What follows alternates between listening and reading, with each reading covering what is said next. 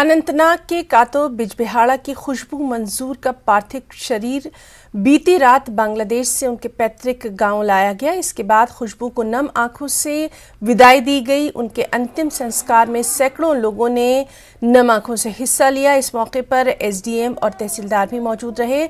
खुशबू के पार्थिव शरीर को बांग्लादेश से कश्मीर लाने के लिए परिवार वालों ने बांग्लादेश और भारत सरकार का बेहद शुक्रिया अदा किया। गौरतलब है कि खुशबू मंजूर बांग्लादेश के ख्वाजा यूनुस अली मेडिकल कॉलेज में एमबीबीएस की छात्रा थी। खुशबू के परिवार के मुताबिक 6 सितंबर को उनके कॉलेज के हॉस्टल की तीसरी मंजिल से गिरकर उनकी मौत हो गई थी। खुशबू को अस्पताल ले जाया गया था, जहां इलाज के दौरान उनकी मौत हो गई थी। 3 दिन से भारत सरकार, यूटी सरकार ने बड़ी अंत कोशिश की।